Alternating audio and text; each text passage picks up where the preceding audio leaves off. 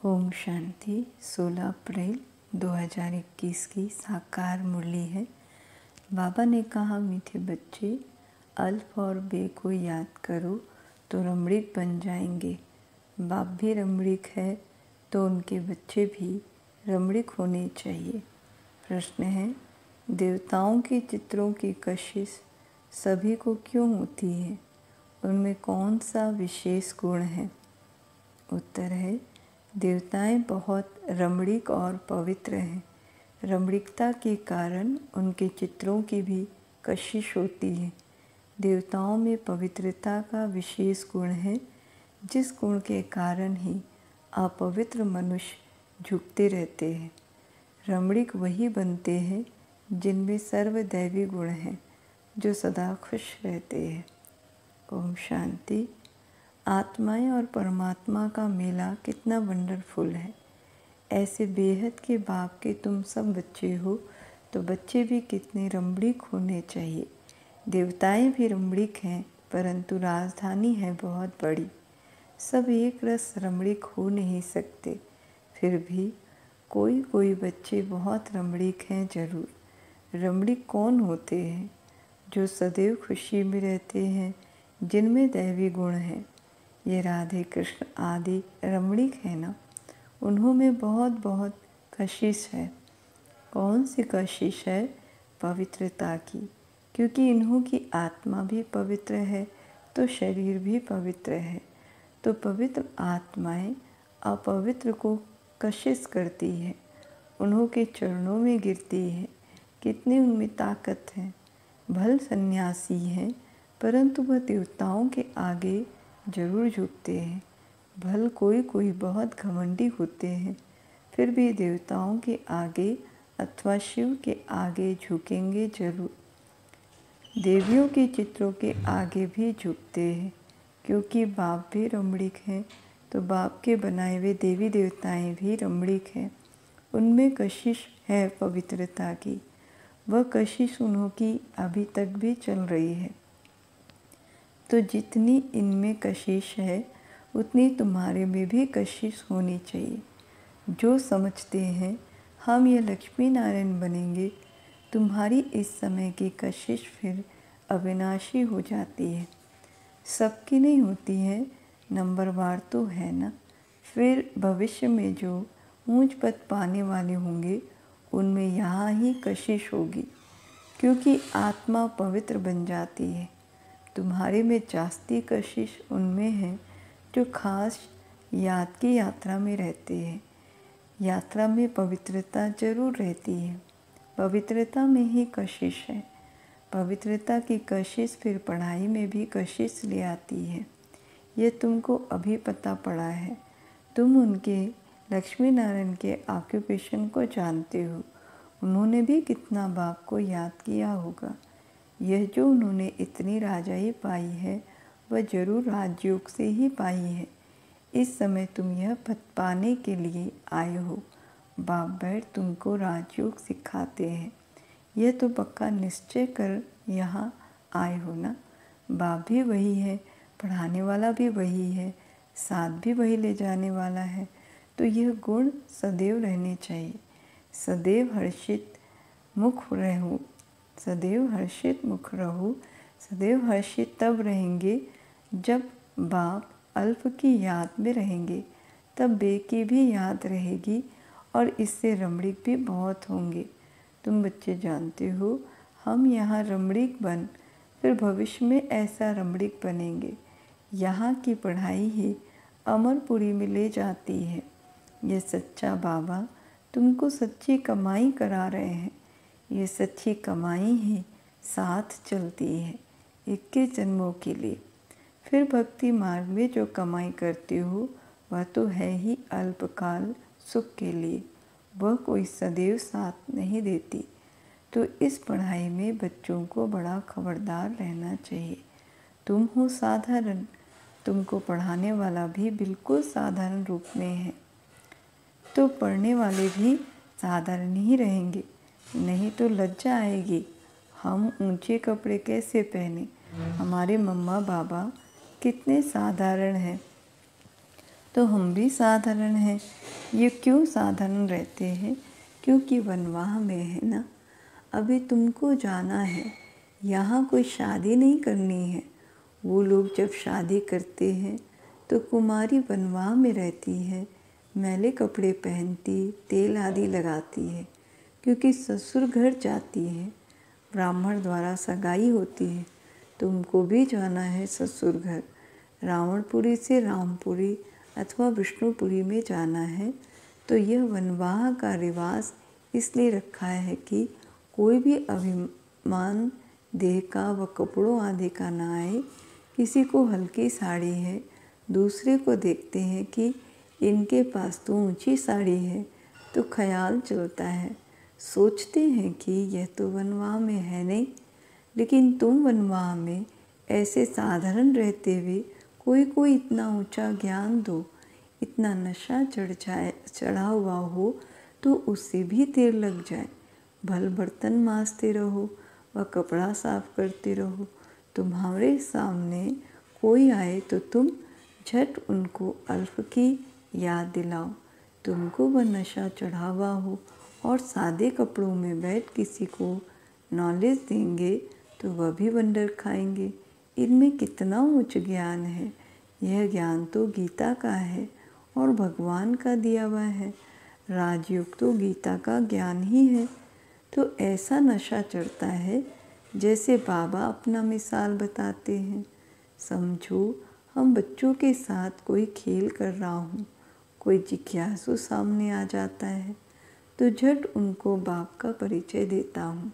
योग की ताकत, योग बल होने के कारण वह भी वहाँ ही खड़ा हो जाएगा, तो वंडर खाएगा कि ये इतना साधारण, इसमें इतनी ताकत। फिर वह कुछ भी बोल नहीं सकेगा, मुख से कोई बात निकलेगी नहीं। जैसे तुम वाणी से परे हो, वैसे वह भी वाणी से परे हो जाएंगे। ये नशा अंदर में होना चाहिए। कोई भी भाई अथवा बहन आए तो उनको एकदम खड़ा करके विश्व का मालिक बनाने की मत दे सकते हैं। अंदर में इतना नशा होना चाहिए, अपनी लगन में खड़ा हो जाना चाहिए। बाबा सदैव कहते हैं, तुम्हारे पास ज्ञान तो है परंतु योग का जौहर नहीं है। प्यूरिटी और याद में रहने से ही जौहर आता है। याद की यात्रा से तुम पवित्र बनते हो, ताकत मिलती है। ज्ञान तो है धन की बात। जैसे स्कूल में पढ़कर MA BA आदि करते हैं तो इतना फिर पैसा मिलता है। यहाँ की दूसरी बात है, भारत का प्राचीन योग तो मशहूर है। यह है याद। बाप सर्वशक्तिवान है तो बच्चों को बाप से शक्ति मिलती है। बच्चों को अंदर में रहना चाहिए। हम आत्माएं बाबा की संतान हैं, परंतु बाबा जितने हम पवित्र नहीं हैं, अब बनना है। अभी है एम ऑब्जेक्ट। योग से ही तुम पवित्र बनते हो।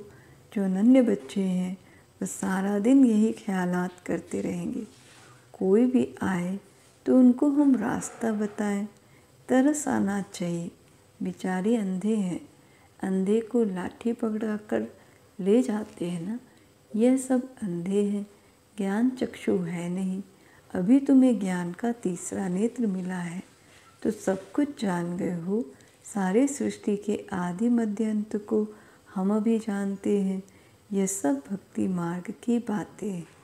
तुमको पहले भी पता था क्या कि hear no evil see no evil यह चित्र क्यों बना है? दुनिया में कोई भी इनका अर्थ नहीं समझते। तुम अभी जानते हो। जैसे बाप नॉलेजफुल है, तुम उनके बच्चे भी अब नॉलेजफुल बन रहे हो, नंबरवार पुरुषार्थ अनुसार। कोई को तो बहुत नशा चढ़ता है। वह बाबा का बच्चा बनकर और बाबा से पूरा वर्षा नहीं लिया तो बच्चा बनकर ही क्या किया? रोज रात को अपना पोता मेल देखना है। बाबा व्यापारी है ना, व्यापारियों को पोता मेल निकालना सहज होता है। गवर्नमेंट सर्वेंट को पोता मेल निकालना नहीं आता है, न वह सौदागर होते हैं। व्यापारी लोग अच्छा समझेंगे। तुम व्यापारी हो, तुम अपने नफ़े नुकसान को समझते हो। रोज़ खाता देखो, मुरादी संभालो, घाटा है व फ़ायदा है, सौदागर होना। गायन है ना, बाबा सौदागर रत्नागर है, अविनाशी ज्ञान रत्नों का सौदा देते हैं। ये भी तुम जानते हो, नंबरवार पुरुषार्थ अनुसार। सब कोई शुरूढ़ बुद्धि नहीं है। एक कान से सुनते हैं फिर दूसरे से निकल जाता है, झोली में छेद से निकल जाता है, झोली भरती नहीं। बाप कहते हैं धन दिए धन ना खूटे, अविनाशी ज्ञान रतन है ना। बाप है रूप बसंत, आत्मा तो है, उनमें ज्ञान है, तुम उनके बच्चे भी रूप बसंत हो। आत्मा में नॉलेज भरी जाती है, उनका रूप है भल, आत्मा छोटी है। रूप तो है ना, उनको जाना जाता है, परमात्मा को भी जाना जाता है। सोमनाथ की भक्ति करते हैं तो इतने छोटे स्टार की क्या पूजा करेंगे। पूजा के लिए कितने लिंग बनाते हैं, शिवलिंग छत जितना बड़ा बड़ा भी बनाते हैं। यूँ तो है छोटा परंतु मर्तबा तो ऊंचे है ना। बाप ने कल पहले भी कहा था कि इन जब तक आदि से कोई प्राप्ति नहीं होती, यह सब करते नीचे ही गिरते आ जाते हैं, सीढ़ी नीचे ही उतरते हैं। तुम्हारी तो चढ़ती कला है, तुम ब्राह्मण पहले नंबर के जिन्न हो। कहानी है ना, जिन्न ने कहा हमको काम देंगे, जिन्होंने कहा हमको काम नहीं देंगे तो खा जाएंगे, तो उनको काम दिया, सीढ़ी चढ़ो और उतरो, तो उनको काम मिल गया। बाबा ने भी कहा है कि यह बेहद की सीढ़ी तुम उतरते हो फिर चढ़ते हो। तुम ही फूल सीढ़ी चढ़ते और उतरते हो, तुम ही फूल सीढ़ी उतरते और चढ़ते हो। जिन्न तुम हो, दूसरे कोई फूल सीढ़ी नहीं चढ़ते। फूल सीढ़ी का ज्ञान पाने से तुम कितना उच्च पद पाते हो, फिर उतरते हो, चढ़ते हो। बाप कहते हैं मैं तुम्हारा बाप हूँ, तुम मुझे पतित पावन कहते हो ना। मैं सर्वशक्तिवान ऑलमाइटी हूँ, क्योंकि मेरी आत्मा सदैव 100% पवित्र रहती है। मैं बिंदी रूप अथॉरिटी हूँ, सब शास्त्रों का राज जानता हूँ। ये कितना वंडर है, ये सब वंडरफुल ज्ञान है। ऐसे कभी नहीं सुना होगा कि आत्मा में 84 जन्मों का अविनाशी पाठ है, वह कभी घिसता नहीं है, चलता ही आता है। 84 जन्मों का चक्र फिरता आता है, 84 जन्मों का रिकॉर्ड भरा हुआ है। इतनी छोटी आत्मा में इतना ज्ञान है, बाबा में भी है तो तुम बच्चों में भी है। कितना पाठ बजाते हैं, यह पाठ कभी मिटने का नहीं है। आत्मा इन आँखों से देखने में नहीं आती है बिंदी। बाबा भी कहते हैं मैं ऐसा बिंदी हूँ। यह भी तुम बच्चे अब समझते हो। तुम हो बेहद के त्यागी और राज ऋषि। कितना नशा चढ़ना चाहिए। राज ऋषि बिल्कुल पवित्र रहते हैं। राज ऋषि होते हैं सूर्यवंशी, चंद्रवंशी, जो यहाँ राजाई प्राप्त करते हैं, जैसे अब तुम कर रहे हो। यह तो बच्चे समझते हैं कि हम जा रहे हैं, खेवैया के स्टीमर में बैठे हैं, और यह भी जानते हैं यह पुरुषोत्तम संगम युग है, जाना भी है जरूर। पुरानी दुनिया से नई दुनिया में वाया शांति धाम, ये सदैव बच्चों की बुद्धि में रहना चाहिए। जब हम सतयुग में थे तो कोई खंड नहीं था, हमारा ही राज्य था। अब फिर से योग बल से अपना राज्य ले रहे हैं, क्योंकि समझाया है योग बल से ही विश्व के राजा ही पा सकते हैं, बाहुबल से कोई नहीं पा सकते। यह बेहद का ड्रामा है, खेल बना हुआ है। इस खेल की समझानी बाप ही देते हैं। शुरू से लेकर सारी दुनिया के हिस्ट्री ज्योग्राफी सुनाते हैं। तुम सूक्ष्म वतन मूल वतन के राज को भी अच्छी रीति जानते हो। स्थूल वतन में इनका राज्य था, अर्थात हमारा राज्य था। तुम कैसे सीढ़ी उतरे हो वह भी याद आ गया। सीढ़ी चढ़ना और उतरना। यह खेल बच्चों की बुद्धि में बैठ गया है। अब बुद्धि में है कि कैसे यह वर्ड की हिस्ट्री ज्योग्राफी रिपीट होती है। इसमें हमारा हीरो हीरोइन का पार्ट है। हम ही हार खाते हैं और फिर जीत पाते हैं, इसलिए नाम रखा है हीरो हीरोइन। अच्छा, मीठे मीठे सिखे लधे बच्चों प्रति माता पिता बाप दादा का याद प्यार और गुड मॉर्निंग। रूहानी बाप की रूहानी बच्चों को नमस्ते और हम रूहानी बच्चों की रूहानी बाप दादा को याद प्यार गुड मॉर्निंग और नमस्ते नमस्ते नमस्ते। शुक्रिया बाबा, शुक्रिया, आपका पदम पदम शुक्रिया जो आपने हमें अपना बना लिया, आप समान बना लिया। ओम शांति। धारणा के लिए मुख्य सार है। पहला, अभी हम वनवाह में हैं, इसलिए बहुत बहुत साधारण रहना है। कोई भी देह अभिमान देह का व कपड़ों आदि का नहीं रखना है। कोई भी कर्म करते बाप की याद का नशा चढ़ा रहे। दूसरा, हम बेहद के त्यागी और राज ऋषि हैं, इसी नशे में रहे पवित्र बनना है। ज्ञान धन से भरपूर बन दान करना है। सच्चा सच्चा सौदागर बन अपना पोता मेल रखना है। फिर वरदान है, याद की सर्च लाइट द्वारा वायुमंडल बनाने वाले विजयी रत्न भाव। सर्विस एबुल आत्माओं के मस्तक पर विजय का तिलक लगा हुआ है ही, लेकिन जिस स्थान की सर्विस करनी है उस स्थान पर पहले से ही सर्च लाइट की रोशनी डालनी चाहिए। याद की सर्च लाइट से ऐसा वायुमंडल बन जाएगा जो अनेक आत्माएं सहज समीप आ जाएगी। फिर कम समय में सफलता 1000 गुना होगी।